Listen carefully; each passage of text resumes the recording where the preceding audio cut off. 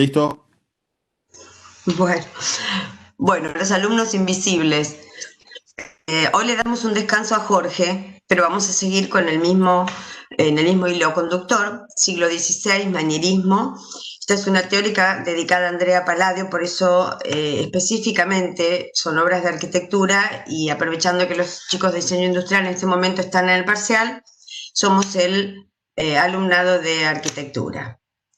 Le dedicamos una clase, generalmente lo hacemos todos los años, a Andrea Palladio, que fue una bisagra, podríamos decir, un clic, un arquitecto más parecido, el primero se dice más parecido a la manera de trabajar y de proyectar desde ese momento hasta la actualidad, el más parecido a nosotros. Digamos que es un humanista parcial, está especializado y dedicado a la arquitectura.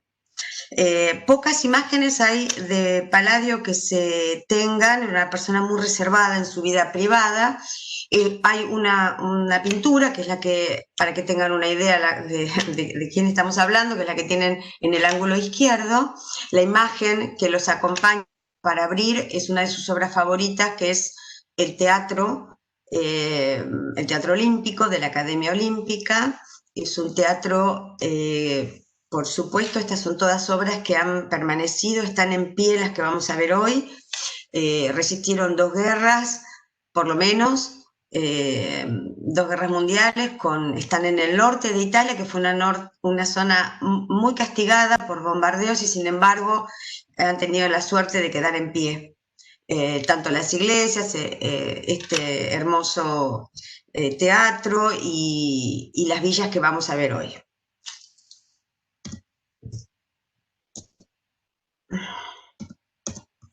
¿Cómo lo habilitamos el pasar a la próxima? Porque el cursor no lo habilita. Disculpen que le haga esta pregunta. ¿Con la flechita o haciendo clic? A ver, con un clic. Ni con un clic. Ah, ahí está con un clic. La flechita no. O por ahí está un poco lenta mi... Ah, sí, ahí vamos. Ahí va mejor. Ahora sí. Disculpen. Bueno, no voy a ahondar en la cosmovisión de este mundo manierista, de este hombre manierista artista que va a manejar las artes que podrán ser la pintura, la escultura, la literatura, la música o para nosotros la arquitectura. Jorge ahondó en todo ese tema y lo tienen perfectamente dictado.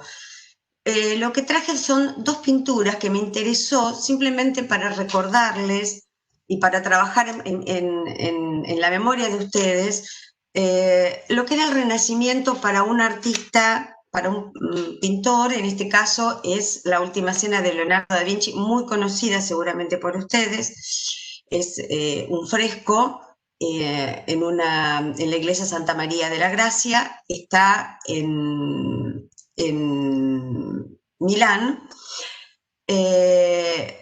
y me interesa que veamos la paz que irradia, la tranquilidad, ese punto de fuga central, la visión que tenemos con un solo pantallazo, podemos reconocer visualmente toda la imagen, en contraposición a La Última Cena de Tintoretto. Tintoretto elige reproducir, contar esta historia de La Última Cena en un lugar bastante sombrío, muy claro, una taberna. Los personajes, por supuesto que trabaja una diagonal en su perspectiva, una perspectiva oblicua. Los personajes tienen posiciones arbitrarias, están asustados, atemorizados, la luz juega un rol importante. Solo se los traje a manera de sintetizar y de recordar este pasaje que estamos analizando desde la arquitectura del Renacimiento a la arquitectura que vamos a ver ahora del manierismo. De todas maneras, les cuento que lo que van a ver de los manieristas, se podría decir que Palladio es el más clásico, eso es lo que van a encontrar en la mayoría de los textos, y vamos a ir descubriendo en qué es el más clásico. Muchísima información van a tener acerca de Palladio, donde la busquen la van a encontrar. Nosotros también ofrecemos la bibliografía en el campus, o sea que su vida personal la van a tener totalmente documentada. A mí me interesa rescatar aquellos conceptos que debemos conocer de un arquitecto, de un artista, para entender realmente su obra. Y es justamente dónde se desarrolló, dónde desarrolló su producción, bajo qué influencias que marcaron de alguna manera ese camino.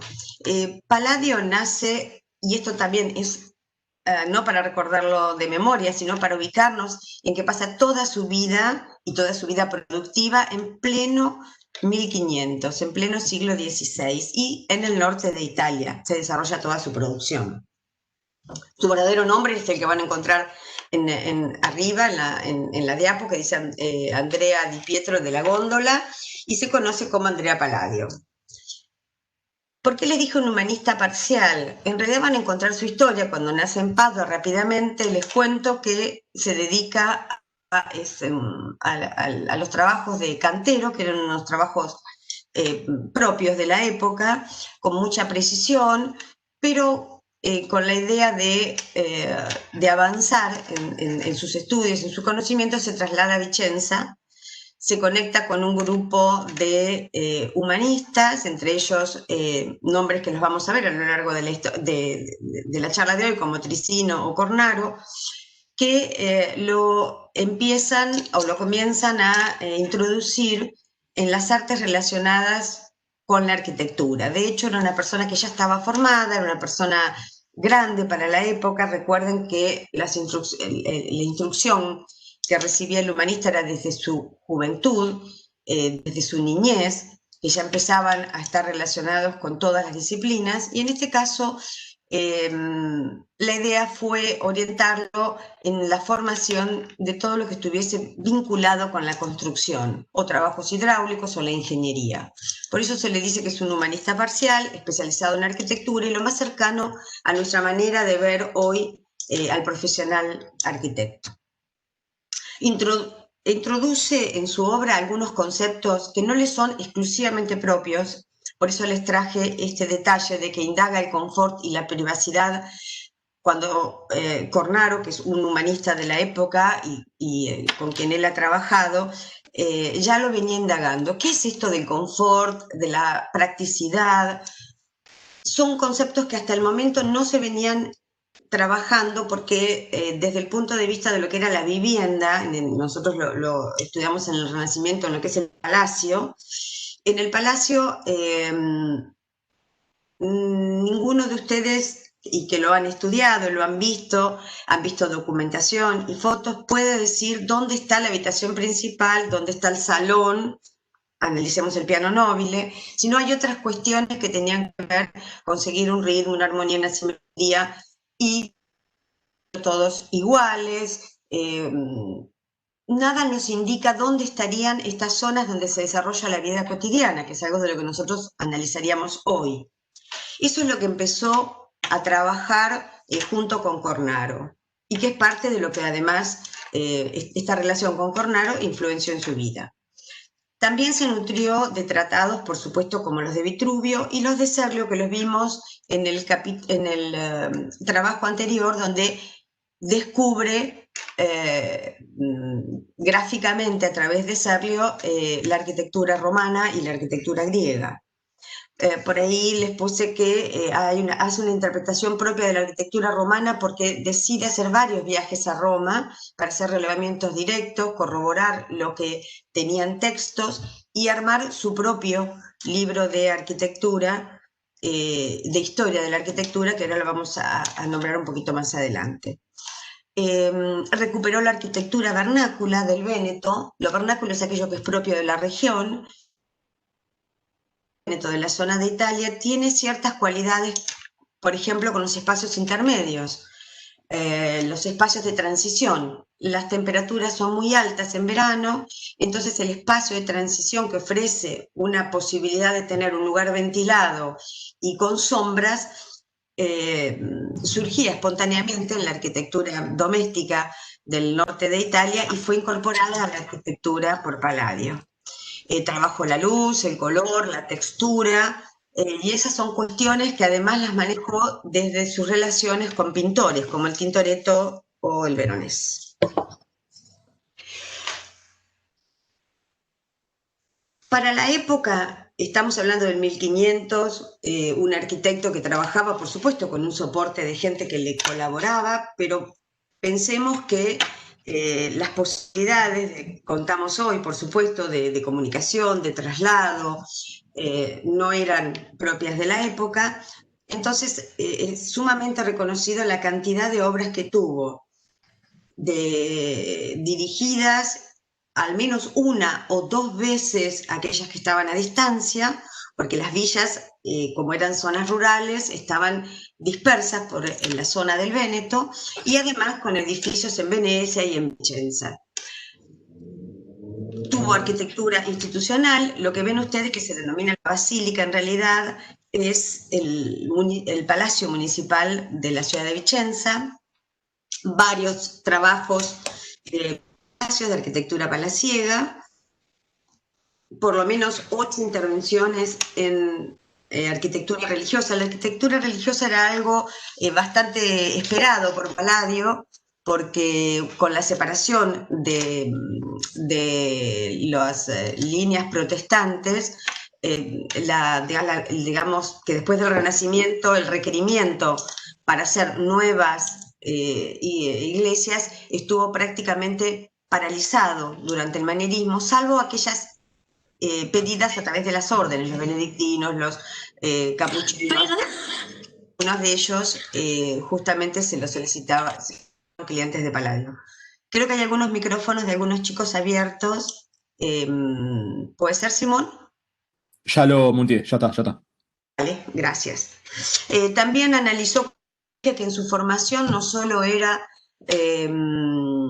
fueron trabajos relacionados con la arquitectura y estudios relacionados con la arquitectura, sino también algunos relacionados con la ingeniería y la hidráulica. Y hay un ejemplo en pie que es un puente, un trabajo de infraestructura para conectar dos sectores en Vicenza también.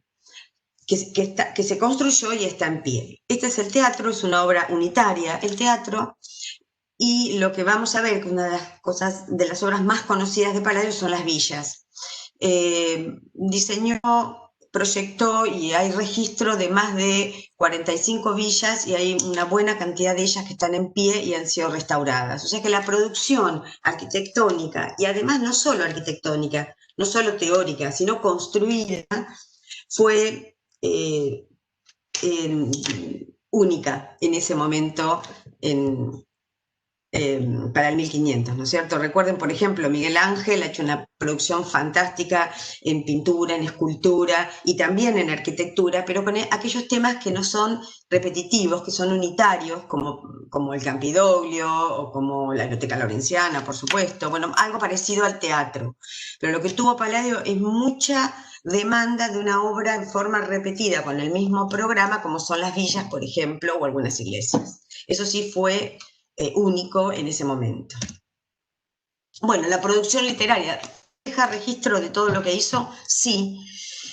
Dos registros importantes. Uno es el libro de la Antigüedad de Roma, que es como un inventario de los monumentos romanos. Hace varios viajes a Roma, releva, dibuja, estudia los elementos, las obras, el panteón, que es una de sus debilidades, por un lado. Y por otro lado, estas dos imágenes que ven abajo corresponden a los 4 libros de arquitectura. Los 4 libros de arquitectura son sumamente importantes y lo fueron a lo largo de la historia, los de Palladio, porque cuentan, por un lado va a tener uno dedicado a los fundamentos de la arquitectura y los órdenes. Nuevamente, ese relevamiento le va a servir para estudiar los órdenes, la relación de las partes con el todo, en cada uno de los órdenes, y poder, desde el conocimiento, poder armar una nueva sintaxis con estos elementos. Dedica un libro al diseño doméstico donde están todas las villas y como ven en la imagen hay texto, hay vista y hay planta. Parte de los planos que se utilizaron están plasmados en estos libros. Estos libros luego se expandieron por el mundo y vamos a ver que a lo largo de toda la charla se van a dar cuenta la influencia que tuvo en otras arquitecturas de otros lugares, sobre todo en aquellos lugares que adoptaron la religión protestante, que vieron en Palladio una obra despojada de de la carga y el peso que tenía la obra del Renacimiento, sobre todo relacionada a lo que se hacía en Roma. Otro dedicado a los diseños públicos urbanos y a la construcción, porque además explicó cómo construirlos, lo que pudo reproducirse en muchas partes del mundo. Y uno específicamente dedicado a los templos. O sea, con esos 4 libros prácticamente está casi toda su obra documentada y se ha conservado hasta la actualidad, muchísimas copias, obviamente. Cómo trabajaba los libros y cómo trabajaba su manera de comunicar la arquitectura que se iba a construir. Lo importante es siempre pensar que Palladio no solo fue un teórico, sino que construyó lo que diseñó, lo que pensó, lo que produjo.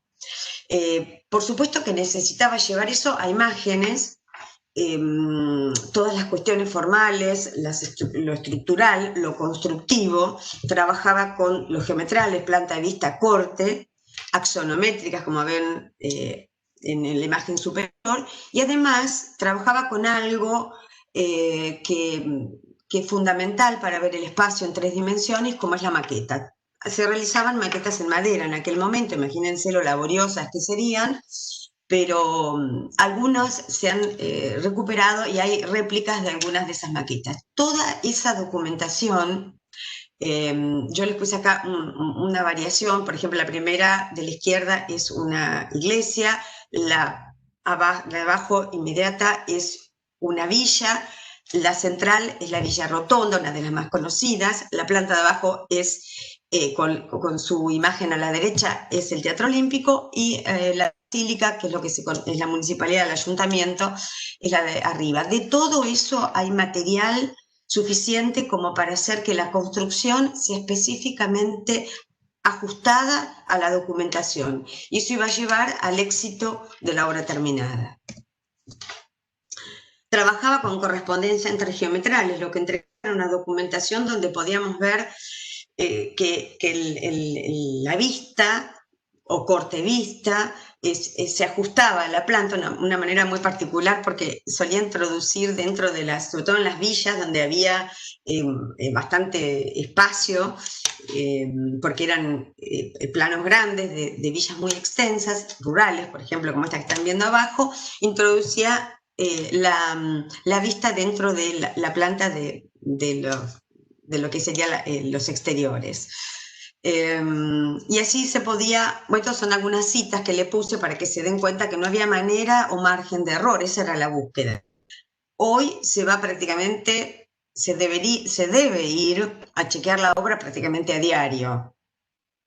Y siempre, por más documentación que se entregue, parece que es poca. Imagínense lo bien y lo ajustada que estaría esta documentación, porque ahora van a ver en pie las obras y en relación a los planos no hay diferencia. La producción literaria, para los que sean más curiosos, los que les guste indagar un poco, van a encontrar muchísima digitalizada,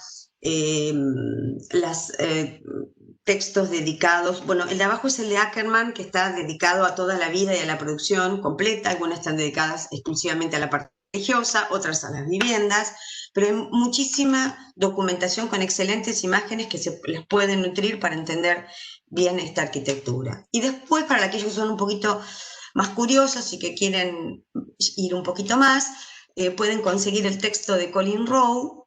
Es un texto donde hay un capítulo que dice manierismo y arquitectura moderna y otros ensayos, y hay un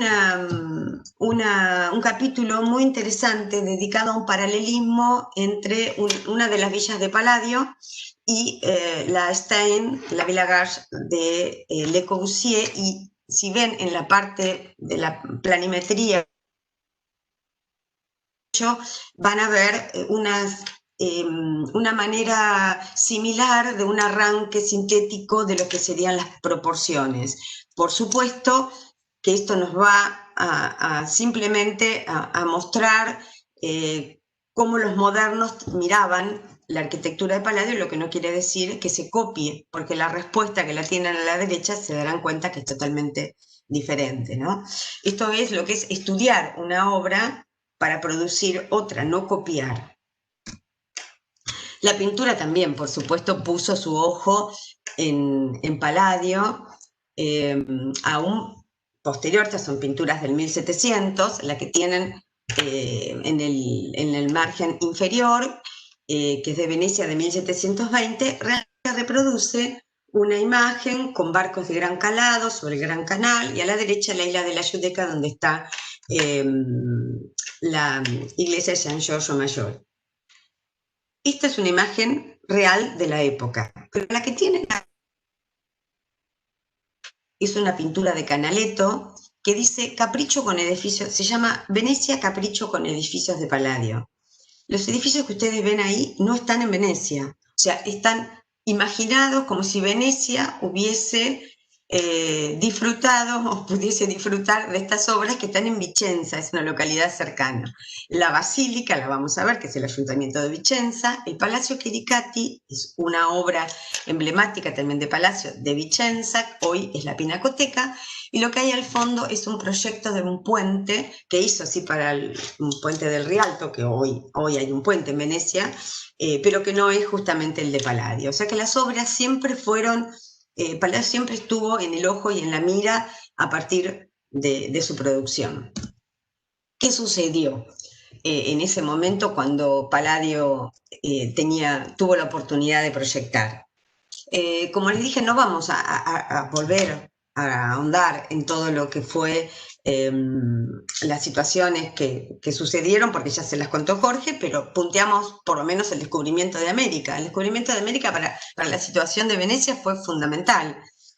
Eso y la toma de Constantinopla, hoy Estambul, por los turcos, que interrumpe el comercio dinámico que desde Venecia se producía hacia Oriente. ¿Qué hizo eso? Eso produjo que toda la economía de Venecia y la zona, pero que partía desde Venecia, marítima, comercio marítimo, que daba mucho dividendo económico, se vio restringido y decidieron las familias acaudaladas invertir parte de esas ganancias que ahora ya no se podía replicar en la economía marítima, tierra adentro. Eso es lo que se conoce como el desarrollo de una actividad agrícola en terra firma. Era una tierra que además, la verdad, y eso lo cuentan los libros, tampoco era apta para lo que se produjo después, y es lo que podemos ver hoy, hasta hoy, en el norte de Italia. Y es una rica zona dedicada a la agricultura específica de lo que serían viñedos, olivares y actividades de granja. Les digo esto porque era una zona deprimida e inundable. Pero Cornaro, uno de estos humanistas que yo les presenté en las influencias que tuvo Palladio, se dedicó a hacer proyectos de hidráulica y en un corto tiempo transformó esa zona pantanosa y poco apta para el cultivo en una zona rica para el cultivo. ¿Qué sucedió? A veces hay que estar en el momento adecuado y ser la persona adecuada. La gente va a trasladarse, no va a trasladarse porque en realidad vivía en palacios urbanos, pero dividen esta zona entre las familias más adineradas y, bueno, algunos tienen nada que se compare a un campo nuestro, pero digamos unas especies de chacras, algunas rurales, bastante más extensas para el cultivo de olivares, para el cultivo de vid, para producciones de ganadería muy escasa, ¿no? Digamos de aquellos que son productivos, como cerdos o vacas o cabras o gansos, patos, ese tipo de economía. Y bueno, deciden comprar y tienen una necesidad. La necesidad que le transmiten a Palladio, que Palladio la interpreta de una manera que fue exitosa para aquellos que reciben, que son los que necesitaban contratar a un arquitecto.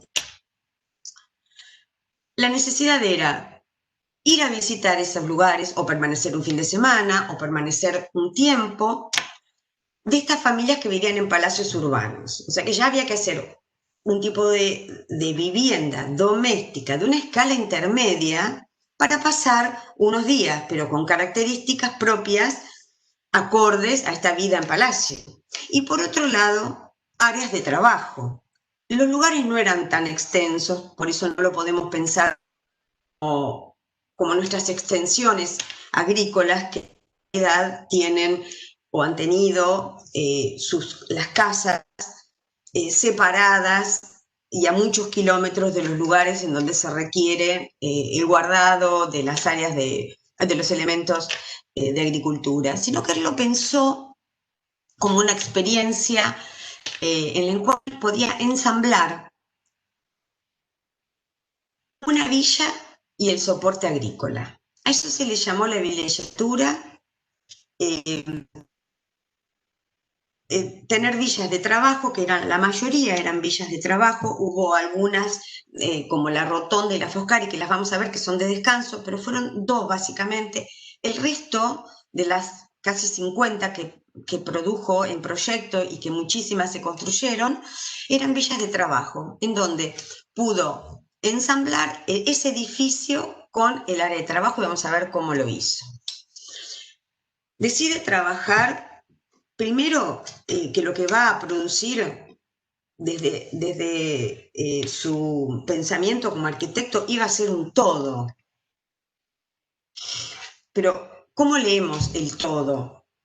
Lo leemos con jerarquías, porque el edificio principal es el edificio que va a recibir a la familia y el resto es lo que va a albergar las zonas de trabajo. Es muy difícil el pensamiento de ese ensamble, porque las áreas de trabajo además son áreas ruidosas, son áreas con personal y gente de trabajo, de servicio, y además con olores, porque había palomas, patos, ganso, animales de granja, el lugar donde se guardaba el cereal, lugares de acopio, lugares para guardar las herramientas de trabajo. Pero sin embargo, arriesgó y realmente lo que produjo fue sumamente exitoso porque para el comitente cubría totalmente sus necesidades y con creces, porque así fue que resultó muy bien. Entonces, trabajó la jerarquización de partes. Esto es algo importante para que ustedes recuerden. ¿Qué es jerarquizar las partes? Tenemos el edificio en el eje de simetría. Ya es uno de los elementos que recupera de los clásicos, que recupera del Renacimiento y que le resuelve realmente el problema, porque en ese eje de simetría le iba a permitir en el eje ubicar el edificio principal. Que algo esté en el eje de simetría y nada menos que el edificio principal ya le da una jerarquía diferente del resto.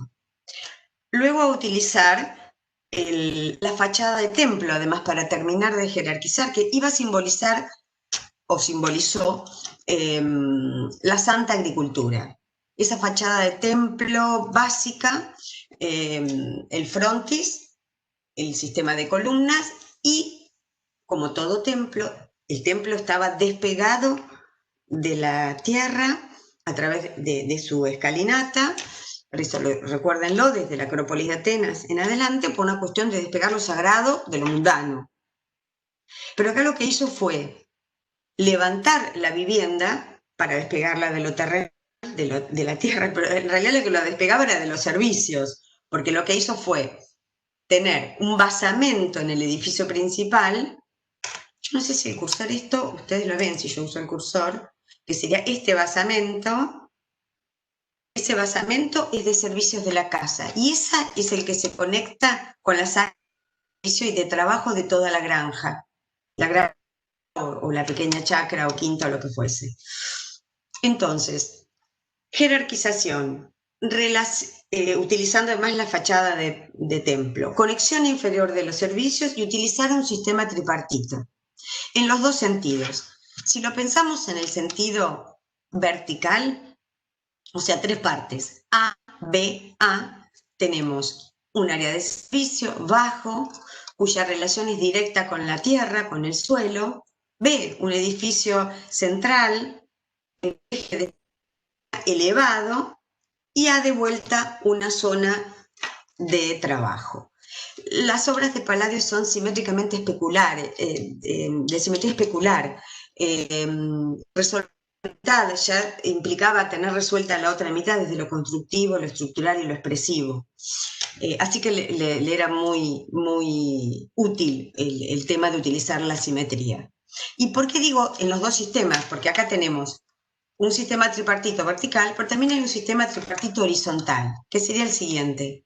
Área de servicio es toda el área baja relacionada con el suelo de la casa y las dos áreas de servicio. Luego, el piano nobile, el cuerpo de la casa que podía tener 1 o 2 niveles y siempre un remate.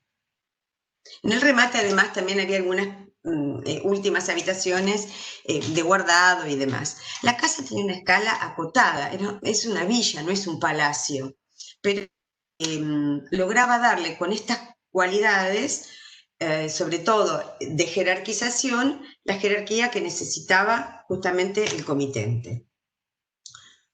¿Cómo decimos que es un todo? Porque yo no puedo quitar ninguna de las partes sin que se altere la totalidad. No podría sacar el final de un remate, no puedo sacar un sistema de columnas. O sea, hablamos de que si bien es una juxtaposición, porque las partes toman distintos roles, distintas posiciones dentro de lo que es la planta, por ejemplo, y acá lo ven, por ejemplo, a veces los brazos están más adelantados y la casa está más atrasada, otras veces están en la misma línea, pero lo que hace es mantener este sistema, la vivienda elevada, y algunos elementos horizontales que suelen ser delgadas cornisas que va a coser todo el conjunto.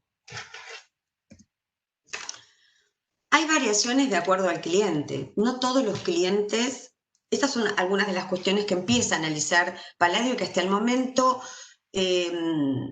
lo podemos ver nosotros no podríamos entender mucho a qué se dedicaba en cuanto a sus condiciones intrínsecas del cliente.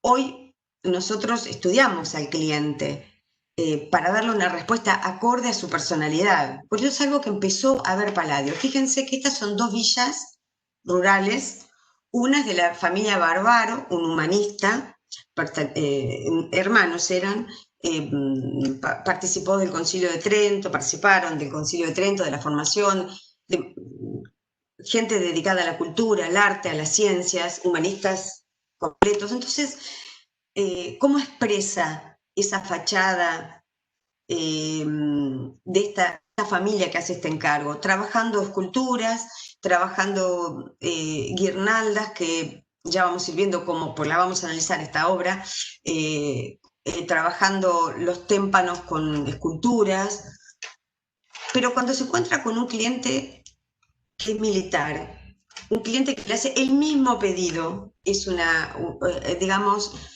es la misma tipología, que ahora lo vamos a charlar el tema, la misma tipología, es una vivienda, una villa rural con zonas, edificio principal palaciego, villa y zonas de trabajo, pero sin embargo su personalidad es totalmente distinta. Entonces, para un militar, en realidad lo que hace es elegir un sistema de columnas toscanas, bastante más robustas.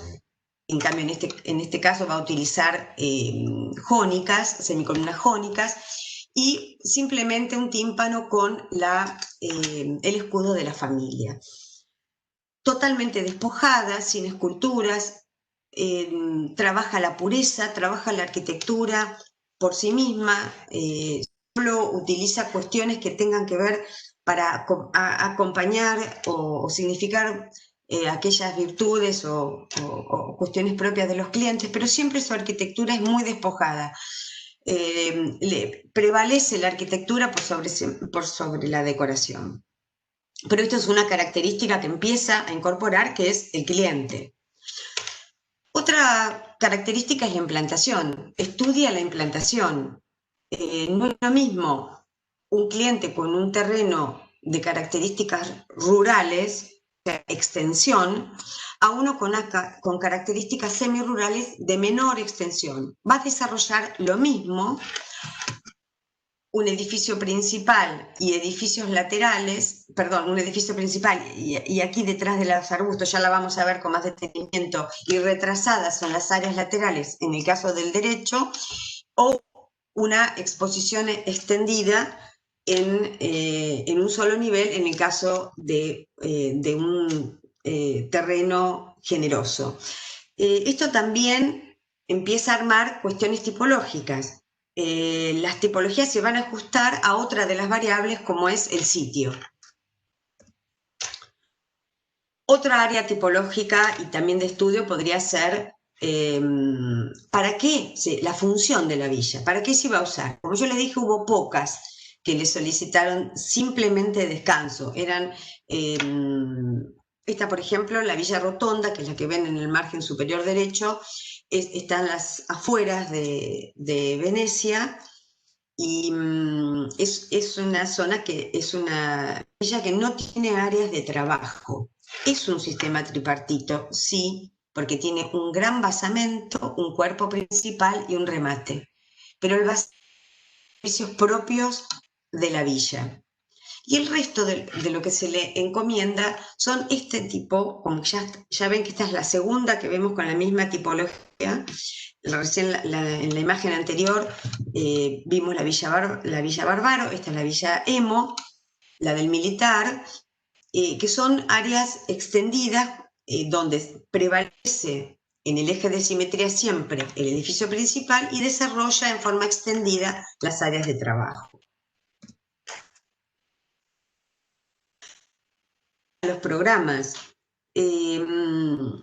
cuando se le presenta unidades de repetición, digamos, a lo largo de 8, 10 años a lo sumo o menos, tiene alrededor de 5 de estos requerimientos por año, es un trabajo que empieza a mecanizar Palladio algunas cuestiones, a sistematizarlas.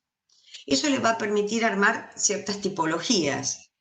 Por ejemplo, desde la organización funcional de la vivienda, hablo específicamente, lo que va a trabajar siempre es un salón principal. El salón principal es el salón de reuniones, de recepción, va a responder a figuras geométricas concretas y va a estar siempre situado en el eje de simetría. Además va a tener relación con la cara con la fachada y con la contrafachada. Y ahí ya vamos a empezar a ver que en algunos casos, siempre mejor dicho, va a estar un espectador en movimiento.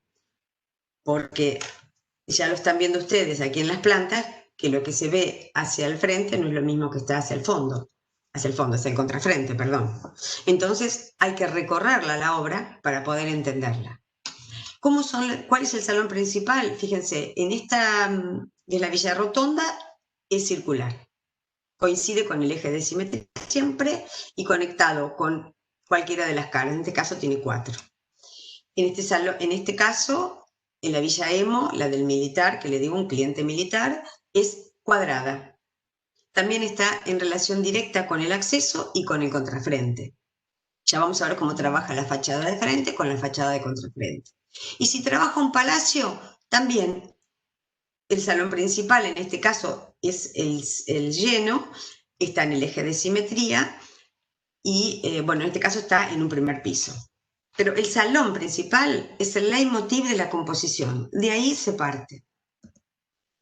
A tal punto, podemos decir que ahí se parte, van a encontrar en muchos textos este análisis. Es un análisis hecho por Cover, es un crítico, en el cual llega a la conclusión de que partiendo de esta figura sencilla de 9 particiones y sus distintas combinatorias, recorre todas las villas ubicando el salón principal. Entonces, esta es la Villa Rotonda que vimos con el salón principal en forma circular, los hay en forma de cruz, cuadrado o rectangular. Con estas 4 figuras, acá se los escribí del salón principal, el cuadrado, el rectángulo, la cruz o el círculo, resolvió prácticamente los casi 50 proyectos. El salón principal siempre va a tener conexión con el frente y con el contrafrente. Puede ser a través de un pórtico, de una galería, pero es pasante. Se puede, parado en el punto central de este lugar y mirando a ambos lados, disfrutar de la totalidad del paisaje, lo que queda hacia adelante de esa casa rural y también lo que queda hacia atrás. Bueno, eso nos indica ya y nos muestra, no necesitamos mucho más que eso. Ay, yo esto lo pasé yo, ¿no? Perdón. Que nos muestra que hay un fuerte soporte geométrico para el trabajo en esa síntesis que apenas le mostré de relación entre la Villa Gars y la Villa Foscari, entre Le Corbusier y Palladio, ¿no? Había una síntesis en ambos, fuertemente geométrica, que después puede disparar hacia distintas composiciones. ¿Por qué me habrá salido esto aquí? No. A ver, tengo un cartelito, esperen un poquito. Bueno, no sé. ¿Lo podés correr, Ana? Este gris que está acá arriba, no sé por qué salió todo esto. ¿Habré tocado algo? Dice detener, porque creo que obstruye, ¿no? Compartir, compartir. Sí. Fíjate que tiene una flechita o algo y hace clic y se achica. Ahí está. Ahí desapareció. ¿Lo ven? ¿Ustedes lo ven? No. Bueno, ahí está. Entonces repasamos. Empieza a indagar las características de las... Escribí así un poco a título de un resumen. Empieza a indagar las características del cliente, hace especial hincapié en la implantación, si es rural o suburbano, eso va a dar una idea de si es expandida o si es compacta, el uso, si es villa de trabajo o de descanso, cómo analiza el programa, la organización funcional y partiendo de ese salón principal, y la expresión formal, ahí sí que ya lo vamos a analizar, que va a ser una nueva, le va a dar una nueva sintaxis al uso de los elementos del lenguaje clásico. Y utilizar la fachada de templo como una santa, como concepto de una agricultura santa. No es el primero que lo utiliza en arquitectura doméstica, pero sí que la popularizó. Entonces, como síntesis decimos que Palladio impuso al proceso de diseño un método a través de creación de normas compositivas que hoy conocemos como tipologías, y creó una arquitectura así sistemática y comunicable. Eso le permitía construir, reproducir y proyectar gran cantidad de obras. Analizamos un poco para llevar esto a lo terrenal. Vamos a analizar una villa. Esta es la Villa Barbaro, clientes humanistas, tiene un trabajo interesante en cuanto a la expresión formal, porque aquí usa algunos elementos, no muchos, porque siempre son muy despojadas, pero van a ver que tiene algunos relojes de sol, hornacinas con algunas esculturas, y bueno, y algunos trabajos de guirnaldas y no mucho más. Primero que detectamos es el eje de simetría. El edificio que jerarquizamos es un edificio que en este caso está adelantado. Y la zona de trabajo están a ambos lados. Hay algo importante, voy a tomar un trago de agua. Hay algo importante que es para estudiar. No podemos estudiar una obra de arquitectura que necesitamos, como es la planta y como es un corte, porque si no tenemos el corte, ustedes con esto no entenderían en realidad qué es lo que quiso hacer.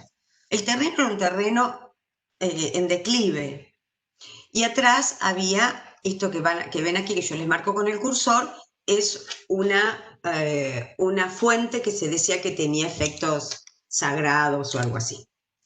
Entonces, ubica el eje de la composición en relación a esa fuente, y trabaja a dos niveles. El de abajo es el que se va a conectar con los servicios y arriba va a desarrollar el verdadero salón principal. Este es el eje compositivo que va desde atrás, desde la exedra del contrafrente hacia la fachada. La fachada la resuelve, fíjense, con un orden que toma los dos niveles y con elementos que se emparentan las áreas de... Esto no es un todo, aunque hay un trabajo por adición y por superposición en cuanto a los planos y a las posiciones de las partes, pero siguen siendo un todo en el cual no podría quitar ninguna de ellos. Vuelvo a decirles que estos graneros tan trabajados y ornamentados contenían hornos para pan, gallinero, establo, vivienda de los campesinos, zonas para producciones queseras o prensados de vino. O sea que imagínense que tiene una fuerte impronta agrícola. Las villas suburbanas, otros ejemplos, les trabajaba bastante más compactas. Tenemos un edificio principal y fíjense cómo trabaja las áreas de servicio. El área de servicio, que son aquellas que se ven atrás. Hay siempre elementos horizontales que les va a coser y utiliza un trabajo en cuanto a las texturas acorde al edificio principal. Pero siempre estamos subordinados, o son más bajas, o están retranqueadas, que es una granja muy pequeña.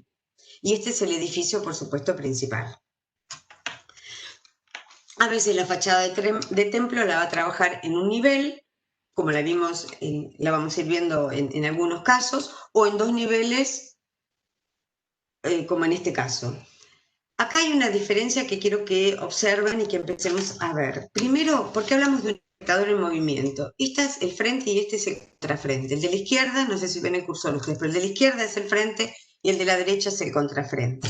Esa loggia intermedia de la arquitectura vernácula del norte, que hacía ese espacio de transición para las temperaturas, está saliendo a buscar al visitante que entra por esta escalinata en el lado izquierdo, por el eje de simetría, y ofrece, incorporada en el muro, trabajada en el mismo plano del muro, una zona sombría de descanso. Entonces, es importante este concepto de empezar a necesidades climáticas, porque descubre la cara soleada, porque le da mejores condiciones a lo que es una habitación, por ejemplo, pero eso implica que, como toda obra manierista, va a necesitar de un espectador que recorra la obra para poder entender. Si observan con un poquito de detenimiento, vamos a ver que la utilización de los elementos del lenguaje clásico parecerían ser bastante acordes a lo que se venía utilizando. Sin embargo, los incorpora dentro de un plano, casi que forman parte del plano posterior de la casa, separa el intercolumnio central.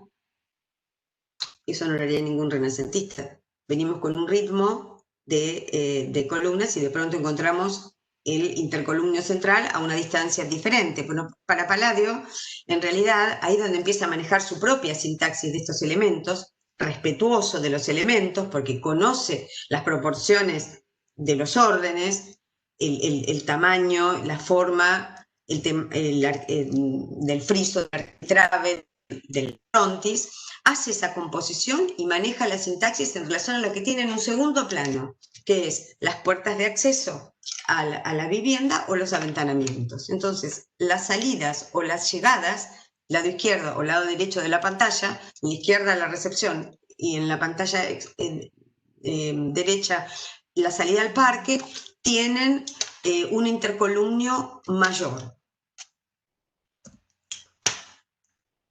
Este es un caso de una... Ustedes tienen muchísimo acá para trabajar. Yo les traje algunas como para que vayan abriendo el pensamiento.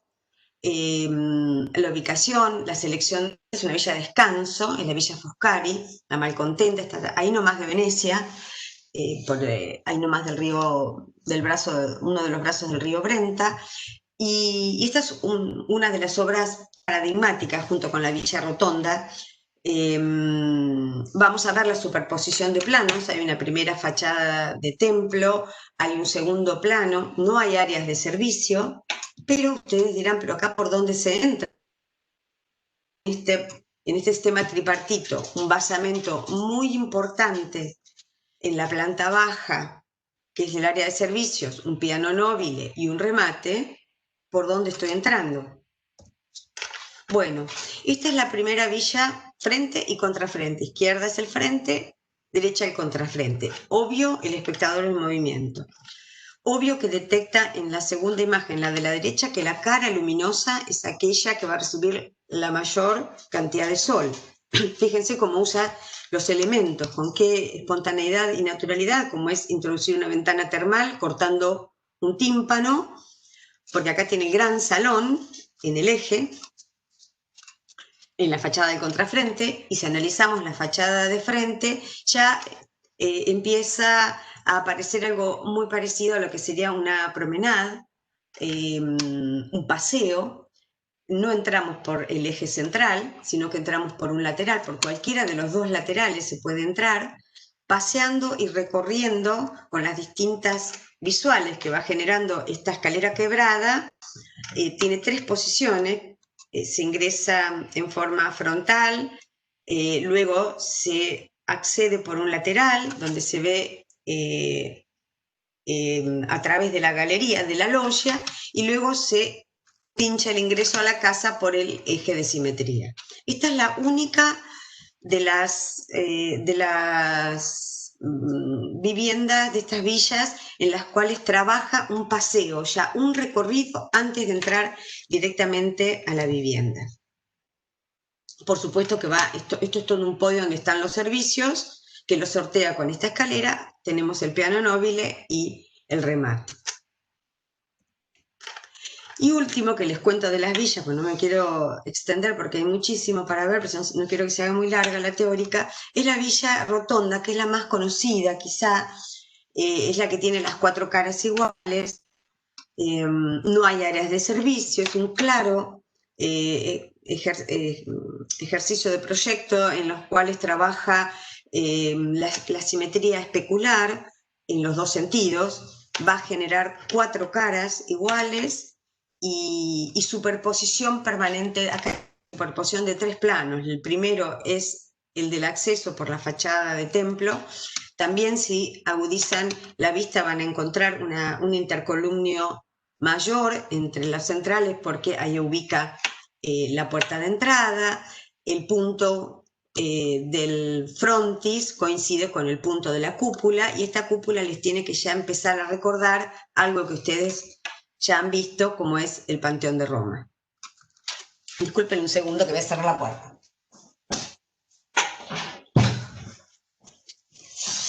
Algo doméstico, vamos a cerrar la puerta. Seguimos. Bueno, esta es la planta. La planta es una planta exquisita en cuanto a variables y a cuestiones que ustedes pueden analizar desde lo geométrico. Está encriptada en un cuadrado, el cuadrado a su vez lo podemos dividir en otros 4, y ahí van a encontrar una serie de, para que aquellos que lo analicen, de relaciones proporcionales, donde por ejemplo verán ya que esta loggia equivale a las estancias interiores, la cuarta parte va a ser el tamaño de las escalinatas, y así sucesivamente. Lo que nos interesa es ver espacialmente cómo lo resolvió. ¿Por qué les decía? Tiene 2 ejes de simetría, son especulares consigo cada uno, pero en realidad en la planta, como verán, si yo la miro con esta partición, es diferente a si la miro en esta partición. De todas maneras, ya lo van a estudiar, que los ejes de simetría son especulares entre sí. Tiene 4 loggias, está sobrelevada con 4 escalinatas, y el leitmotiv de la composición va a ser el salón principal. ¿En relación a qué? En relación a esta cúpula, inspirada en la cúpula del Panteón. Esta es la cúpula, este es el espacio interior, y fíjense que se alcanzan a ver abajo, hay un sumidero para recoger agua. A tal punto fue el encantamiento que había tenido Palladio cuando visitó Roma con este panteón, que se conserva hasta la actualidad, y ustedes sabrán que el panteón es a cielo abierto, que para este salón había dejado la cúpula abierta y un sumidero para recoger las aguas de lluvia. Con el tiempo, no sé, creo que más alrededor de 60 o 80 años después de construida y terminada, se cerró con una linterna. Este es el espacio interior, es un espacio muy rico. Ustedes dirán, qué interesante el tratamiento que tiene de escultura y de pintura. Todo lo que tiene acá no lo tenía de origen en el proyecto de Palladio. Palladio es una arquitectura muy despojada de lo que no fuese estrictamente esencial. Para él lo esencial era la arquitectura. Y no le parecía interesante, pese a que esto se pintó a posteriori, la pintura que estaba de moda, que se usaba en ese momento, que era el trompe-l'œil, engañar al ojo, creando arquitectura falsa donde no la hay. Ya lo vamos a ver en el barroco. Y en este caso vemos, por ejemplo, falsas columnas, falsos dinteles, personajes de escalas sobredimensionadas que de alguna manera, a la manera y a la vista de Palladio, distorsionaron el esquema neutro que había creado Palladio con ese cilindro apenas perforado en 4 puntas y sumamente tensionado por las 4 entradas. Por las 4 entradas, que serían estas 4. Este es el salón que estamos viendo, es el central. Todas tienen un ángulo estudiado desde el punto si nos paramos en el centro, específicamente debajo de la linterna, hay 10 grados de apertura que pasa entre las 2 columnas para el ojo humano para visualizar. Otra vez apareció esto sí que no sé cómo aparece, cómo viene y se va. Ahí se va. Para visualizar los exteriores. Esos 4 puntos son las únicas entradas de luz que tiene el salón principal. Y ese salón está con una tensión permanente, una tensión centrífuga, no es una tensión propia de la figura cilíndrica que tiende a tener la tensión en el centro, cilíndrica o la planta circular. Un círculo tiene la tensión en su punto.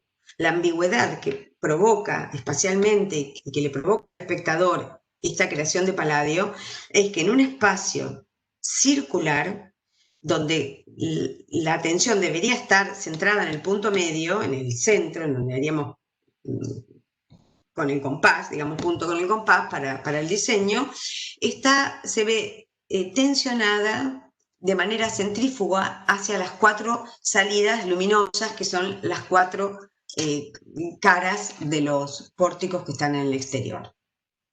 Eso es una de las cuestiones que más enriquecen el aspecto manierista de esta villa. Bueno, la villa, como verán, hablábamos de las 4 logias que salen a recibir al espectador. Las logias Palladio siempre las trabaja en el frente, con la fachada de templo, y en los laterales, donde están las visuales, con un arco de medio punto. Y corona esta clara estructura geométrica la cúpula al estilo, la cúpula inspirada en el Panteón. Tiene estrictas proporciones matemáticas y siempre, la relación con la Ville-Savoie, hipotéticamente, tendría que ver con esto, ¿no? Con 2 objetos estrictamente geométricos y con proporciones matemáticas muy firmes, insertas en arquitecturas, en medios muy vegetales, ¿no? Esa sería la dualidad que presentan en el caso de Palladio en su aspecto manierista. ¿Cómo se imaginó Palladio los interiores? Como los ven abajo, puros, donde la arquitectura juega el rol más importante, donde es protagónica y donde se expresa tal cual es. ¿Y cómo resultaron? Resultaron también siendo obras de arte, por supuesto, porque todas estas pinturas, que muchas de ellas fueron hechas por el Tintoretto o Veronés, eran los pintores en ese momento de época en el Véneto, trabajaban arquitectura donde no la había, dibujaban falsas columnas, falsos dinteles, falsos tímpanos, figuras, ventanas donde no había, y eso realmente le pareció una invasión. Por eso eso es lo que se interpreta de los escritos de Palladio, donde nunca menciona, pese a que agradece y menciona a la gente que participó, que trabajó o que le aportaron, nunca habla de las pinturas que había, que resultaron, digamos, a posteriori en las villas, aquellas que alcanzó a ver, por supuesto. Esta, por ejemplo, la que está de las cuatro en la lateral izquierdo inferior, está únicamente decorada con cuadros de las hazañas de guerra del propietario de la villa. Eso estaba hasta pensado y proyectado, la posición del cuadro por Palladio, dónde iba a ir para expresar las virtudes del propietario. El resto estuvo más en manos de la creatividad de los pintores. En cuanto a la arquitectura civil, trabajó una de las obras, esta es la basílica que yo les mencioné al principio, esto es una maqueta en madera, una muestra itinerante que hubo a los 500 años del nacimiento de Palladio, y no me quiero extender ya. Y bueno, acá lo que trabaja básicamente es el motivo palladiano. Este es el ayuntamiento, lo que le hace es como envolver el edificio en una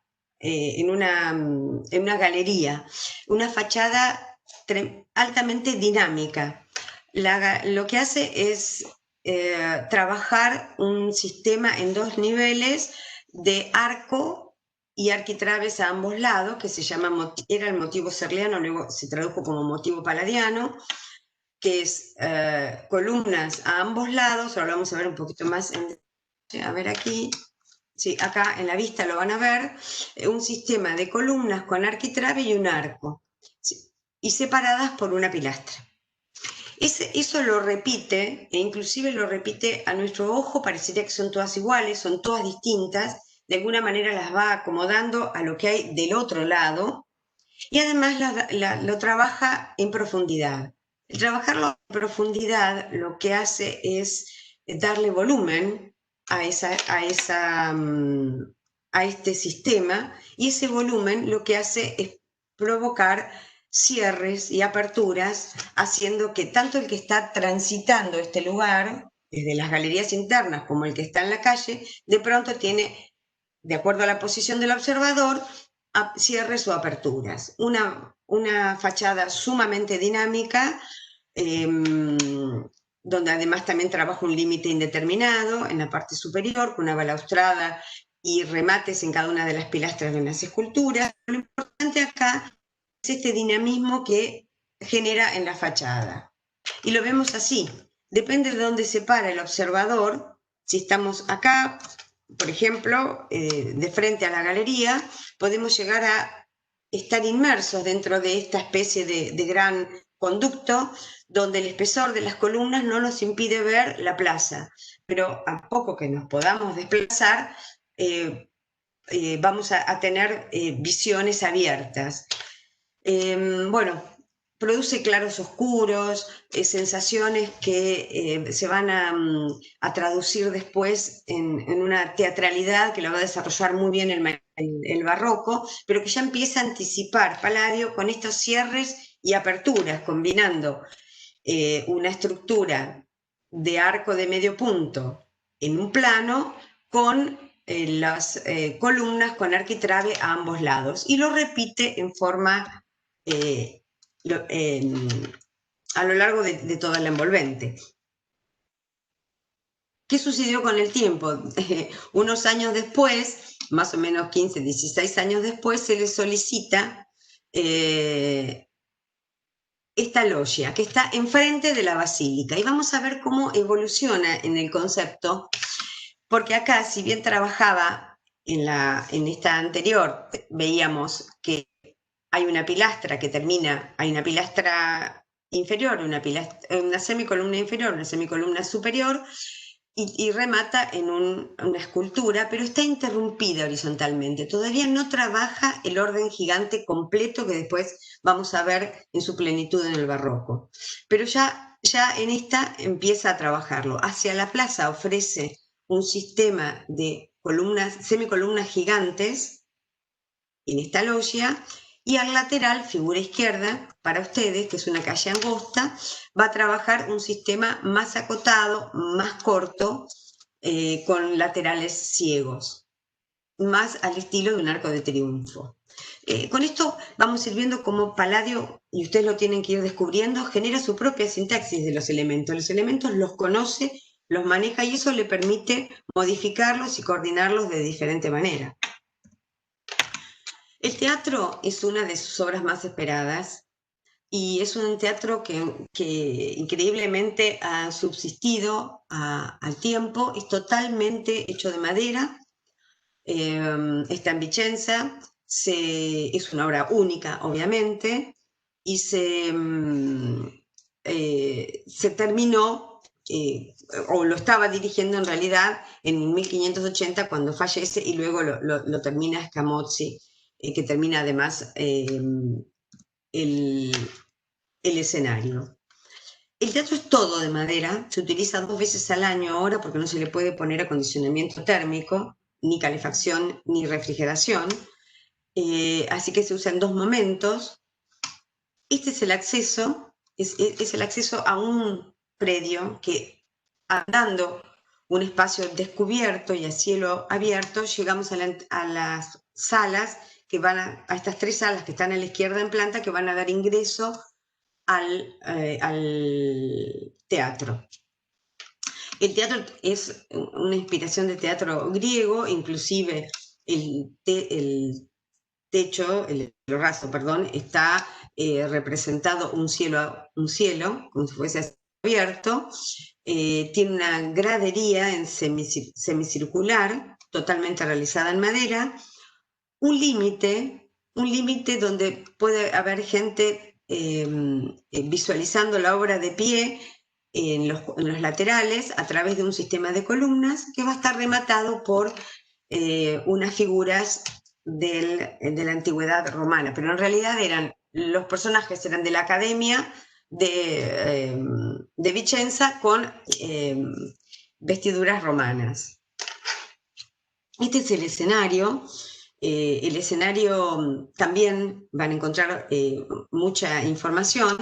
Lo que le agrega Scamozzi son estos 3 pasajes que hay a los costados, y el pasaje es una perspectiva materializada en madera, o sea que ya está armada la perspectiva, los actores caminan en esa perspectiva, y bueno, por supuesto que ahí tienen muchísimo también para estudiar de esta obra, que sí es única, y acá la vemos en uso, un concierto. Acá esto es parte del interior del escenario. El escenario tiene ya una escenografía fija, que son estas 3 calles que simulan un pueblo.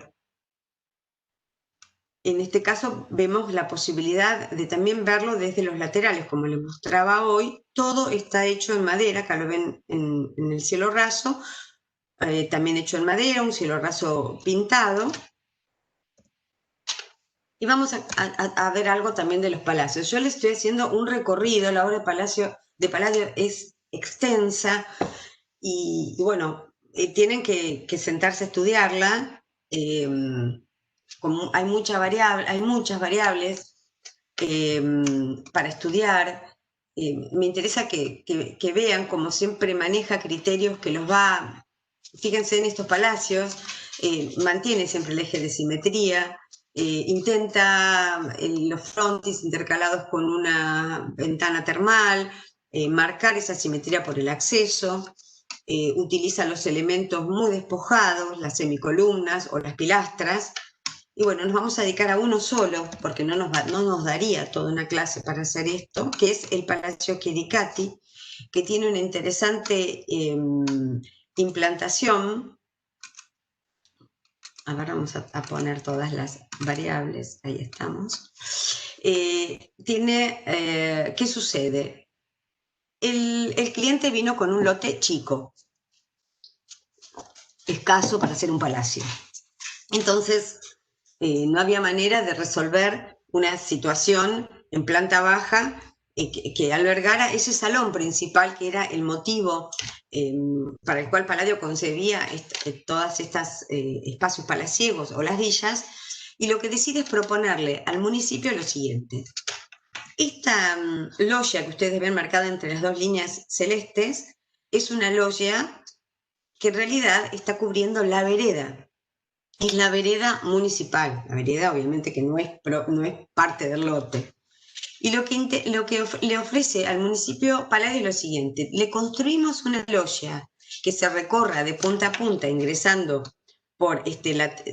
y saliendo por un lateral marcado por un arco de medio punto, lo que da al transeúnte y al caminante una cuadra, porque el palacio ocupa todo un espacio bastante extenso, de espacio fresco, a cambio de que le permitan construir la planta alta. En la planta alta solo él va a tomar el frente, el lleno, dejando también dos espacios vacíos. Por eso este es un buen ejemplo digamos, un ejemplo de composición atectónica en la cual maneja el lleno en la planta alta y descubre el vacío en esta logia que le ofrece a cambio al municipio.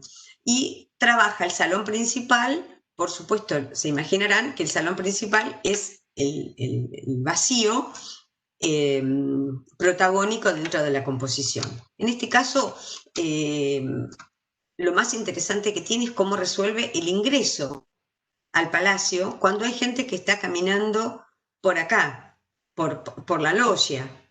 Entonces, cuando se presenta este cuerpo central, que es el cuerpo correspondiente al salón principal, lo que decide resolver es un conjunto de columnas que, para el transeúnte que viene caminando por la logia, de pronto advierte un estrangulamiento. Acá se ve bien en la planta superior, estrangulamiento que está producido por una sucesión de columnas que están en la calle, es este agrupamiento de 4 a ambos lados, y que advierte que va a suceder algo. Lo que sucede es el ingreso perpendicular al palacio.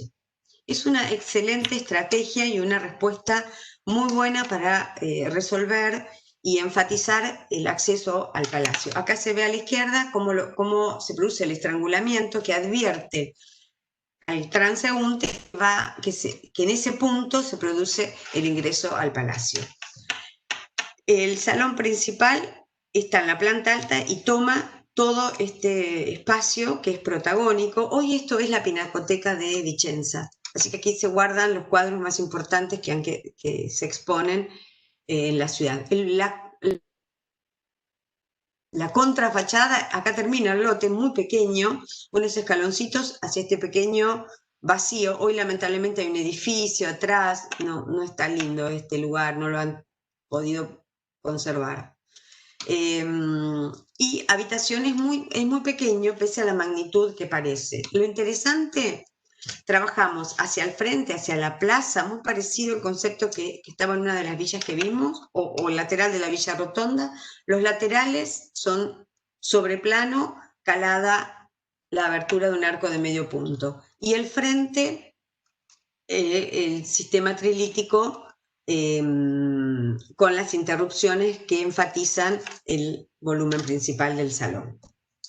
Y llegamos a la arquitectura religiosa, una encomienda también muy esperada por Palladio. Como verán, ha hecho varias. Nosotros vamos a ver rápidamente el Tempietto y San Giorgio el Redentor, pero en todas vamos a ver ya algo que lo quiero marcar así en el conjunto. Primero es la materialidad.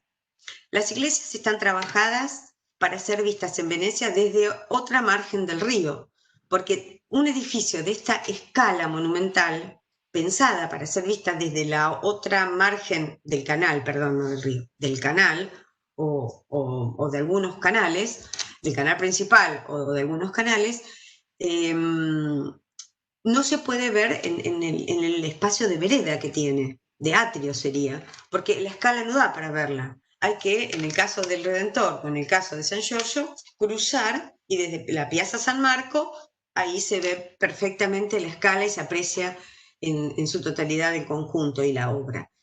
Entonces, están hechas para ser vistas a distancia, están trabajadas con escala monumental, están trabajadas en una sobria piedra de Istria.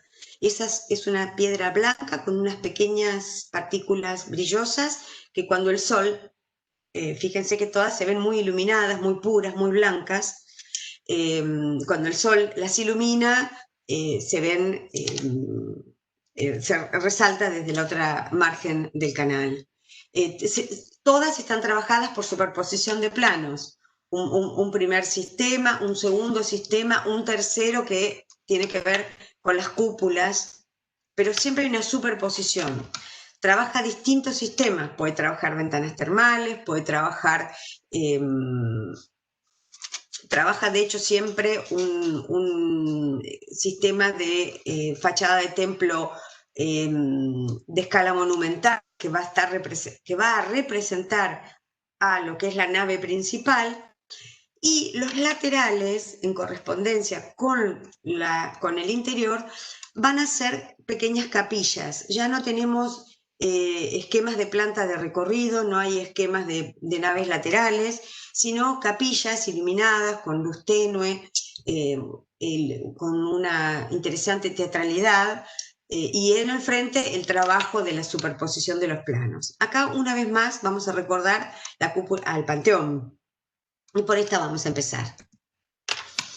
Esta de las obras que habíamos visto de las villas, la Villa Barbaro, la de los hermanos Barbaro, humanistas, que tenían su villa rural, con esculturas, como les conté, digamos, con un frente, con un respeto hacia el gusto y la inclinación del cliente, le piden este templo. Se dice que Palladio siempre proponía o pensaba que la planta, que luego se va a desarrollar en el barroco, la planta central, quise decir, su desarrollo es unitario, sin naves laterales, la planta central, que después va a ser una elipse en realidad en el barroco, en este caso la utiliza en relación a una cúpula al estilo del Panteón, era su favorita. Cuando se la presentó a las órdenes que le encargaron el Redentor y San Giorgio, obviamente no era práctica a la hora de dar la misa como la daban los benedictinos o como la daban los capuchinos, ni tampoco para albergar a los monjes, por lo cual no le aceptaron la planta. Y la pudo hacer recién únicamente para los hermanos Barbaro, que era el templeto para completar el esquema de la casa principal. Entonces, acá trabaja una superposición de fachada de templo claramente, y la fachada, la cúpula, perdón, que corona el espacio central, es a la manera del Panteón. Un solo altar, es una pequeña capilla familiar. El pórtico está adelantado, sale a recibir a los fieles sería, o a la familia que va a orar al templo, y bueno, después trabaja un segundo plano con los campanarios, y por último, y protagónico en el eje, la cúpula del Panteón con la linterna. Hay una alusión a una planta de cruz griega, no de planta central, sino de planta central combinada, perdón, con cruz griega. Lo que pasa es que el equipamiento era muy sencillo porque es muy pequeña. Y ahora sí, entramos a las dos obras más conocidas religiosas de Palladio, y que ustedes van a encontrar, como verán, ambas pertenecen a Venecia. Lo que les dije de fachadas iluminadas por el sol y la selección de los materiales que hacen que se concrete esta idea de ser protagónicas a la hora de estar iluminadas desde el otro lado del canal, desde la Piazza de San Marco, se concretó con la utilización de esta piedra. Totalmente despojadas, son blancas y tienen muy poca ornamentación. Trabaja con la sucesión de planos. En San Giorgio hay un primer plano de orden gigante para ser visto, por supuesto, desde la otra orilla, el frontis, las semicolumnas, y está en relación a la nave lateral, a la nave central, perdón, y lo va a rematar con la cúpula. A ambos lados lo que va a tener son, en relación y en correspondencia al interior, un trabajo de pilastras adosadas al muro, en esta superposición de dos fachadas, parecería. Lo mismo, o con un criterio bastante similar, sucedió en el Redentor. Hay una discusión, sí, porque esta se terminó a posteriori de la obra, del fallecimiento. Muchos dicen que este triángulo originalmente no estaba pensado por Palladio entero, o sea que estas tres cornisas no tendrían que haber estado. Otros dicen que sí, bueno, eso está en discusión, no hay una documentación precisa. En este caso sí, trabaja primer fachada de templo en el Redentor, segundo plano, tercera la cúpula. Acá vemos lo que yo les decía, si ustedes me siguen con el cursor, estos fragmentos, hay discusión si podrían o no haber estado. Lo que me interesa es ver la correspondencia y ver la espacialidad en el interior. Las ventanas termales las utiliza en el interior a manera de introducir una luz que va a permanecer hasta el ocaso. Casi no hace falta prender las luces en el tiempo, iluminarla, la iglesia, en el tiempo en que se da misa, que es de día, y está suave como una luz suave y difusa a lo largo de todo el recorrido que hace el fiel en este interior. ¿Cuál es la correspondencia? En la nave lateral, en la nave central vamos a ver, y lo marco con el cursor en la imagen de la derecha, estas semicolumnas de orden gigante que son las que vemos en el espacio, en la fachada exterior. Y las pilastras de esquinas y las pilastras que están ubicadas en los sectores de las naves laterales, que son capillas en realidad, las vuelve a repetir en el interior. Entonces va a trabajar una relación armónica entre lo que es el exterior y el interior. Todo el recorrido está cosido, como suele hacer Palladio en todas sus obras, utilizar cornisas que van cosiendo y van armando todo el interior. En este caso se ve como las cornisas recorren todo el interior para dar una unidad al conjunto. Importante la entrada de la luz, son iglesias sumamente iluminadas, el rol también de la cúpula, pero tienen un esquema de planta con una innovación. Las órdenes, la de los benedictinos en San Giorgio o la de los capuchinos en el Redentor, necesitan un espacio, que es este espacio que está entre estas dos líneas rojas.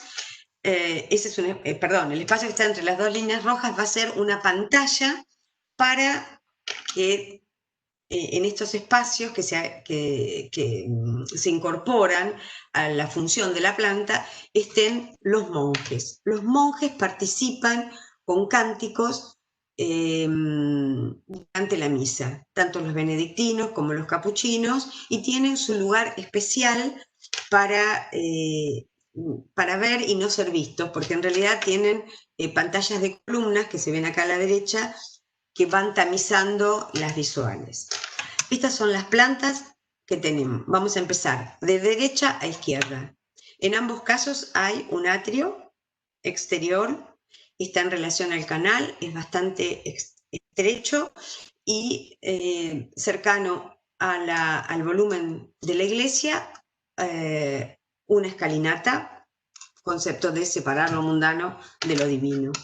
Ingresamos tanto en cualquiera de los, en el Redentor es la de abajo y San Giorgio es la planta de arriba, entramos a la nave central. A ambos lados hay capillas, en ambos casos. Un transepto, y en el transepto se va a ubicar la cúpula, en ambos casos. Un espacio de transición y último, a la izquierda, la ubicación de los monjes. Es un esquema muy sencillo, son iglesias pequeñas, como verán, esta tiene, San Giorgio tiene 3 capillas y el Redentor tiene 3 también, perdón, 3 no 4, 3, son muy chiquitas, se recorren muy fácilmente y sumamente iluminadas y sumamente blancas y no tienen absolutamente nada de decoración, salvo el trabajo en el altar. Yo recalco esto porque con esto vamos a ir cerrando. La importancia de este aspecto de la separación de la iglesia protestante. Los protestantes, obviamente, además eran países que estaban en bastante contacto cercano o cercanía con el norte de Italia, pero ven en esta arquitectura despojada, una arquitectura blanca, sin ostentación, muy... yo quiero sacar esto de arriba para que lo pueda... ¡Ay, qué bárbaro, genial! Y no lo puedo sacar a esto, para que lo puedan leer. Bueno, supongo que en la grabación después a lo mejor sale. No sé. No sé por qué aparece eso de arriba. Tocándolo, haciéndole clic en la flechita para achicarlo. Cada vez aparecen más cosas en la pantalla, Simón. A ver, a ver. Fíjate que si lo tocas, como dice Simón, tiene una flechita y lo achicás. Oh. ¿Esto? No, ahí no. Avanzaste la imagen. Ay. Bueno, así. Esa no, la gris de arriba no la puedo sacar. Esa es la imagen. Ahí está. Ahí está. Bueno, ahí está, ni lo toco. No. Les decía esto, la mirada de Inglaterra con Enrique VIII, la iglesia anglicana o la iglesia protestante de Francia con Calvino, la iglesia luterana, todos ellos ponen la mirada en esta arquitectura y esa es la arquitectura que luego se va a trasladar. Vamos a hacer una síntesis como para cerrar estos conceptos y después hablamos un poquito y breve del proceso de transculturación. Les puse lo siguiente. Palladio combinó elementos del lenguaje clásico con necesidades de implantación, necesidades funcionales, necesidades del cliente y con un estricto rigor matemático y geométrico. Esa incorporación, o sea, incorporar variables, estas variables justamente del lenguaje clásico, del lenguaje clásico con variables que no se desarrollaron durante el Renacimiento, propuso una manera de proyectar totalmente nueva, porque esas variables ya empezaban a mostrar de alguna manera, o él quería mostrar algunos aspectos hacia el exterior. El salón principal, que era el leitmotiv de la composición, obviamente que iba a estar siempre en la mirada, en la mirada del espectador, en la fachada, en el eje de simetría. Sus obras, yo les puse acá que sus obras están hechas para ser vistas de perspectivas concretas, porque si bien necesitamos ese espectador en movimiento, pero cada perspectiva que iba a tener, cada movimiento del espectador, nos iba a dar una posibilidad de ver algo nuevo. La fachada de la basílica, por ejemplo, del ayuntamiento, es una fachada que luego se desarrolló muchísimo en el movimiento moderno y hasta hoy, que es una fachada dinámica. necesitamos el espectador movilizándose para tener distintas variables, tanto desde el interior además como desde el exterior. Bueno, y el método que le impone a través de las tipologías. Con todo esto va a lograr una arquitectura sistemática y comunicable. ¿Y qué beneficio tuvo esto? El beneficio que tuvo fue la expansión de esta arquitectura. Y ahora hablamos dos palabras de lo que es un proceso de transculturación. Nosotros hemos tenido nuestro proceso de transculturación habiendo sido colonizados en Sudamérica por los españoles y los portugueses. En el norte, Estados Unidos, que fue colonizado por los ingleses, Estados Unidos sufre un proceso de transculturación de esta arquitectura que a su vez los ingleses habían puesto la mirada en Palladio. Si ven, desde el 1700 en adelante, todas estas 4 obras que estamos visualizando, la Casa Blanca o la villa en la Universidad de Virginia, o el famoso Monticello de Jefferson en Estados Unidos, o la obra de Hall en Inglaterra, reflejan esta arquitectura despojada, esta arquitectura clásica, pero mucho más clásica de lo que podemos a lo mejor haber visto en un Miguel Ángel o en el Palacio del Té, pero que permitió cierta flexibilidad en la sintaxis de los elementos. El proceso de transculturación llevó esto, además, a las colonias al sur de Estados Unidos, donde estaban los campos algodoneros, pero con una salvedad. Como los campos algodoneros estaban siendo explotados o trabajados con esclavos, no se pudo llevar el concepto que tuvo Palladio de unir el edificio principal con las áreas de servicio. Entonces, obviamente los esclavos vivían aparte, pero se llevó este concepto de las villas palladianas al edificio principal de las plantas algodoneras que se conservan hasta el día de hoy. Bueno, yo acá cierro, hice lo más rápido que pude. Ni yo me veo ahora, mira. Ustedes díganme que tengo que seguir.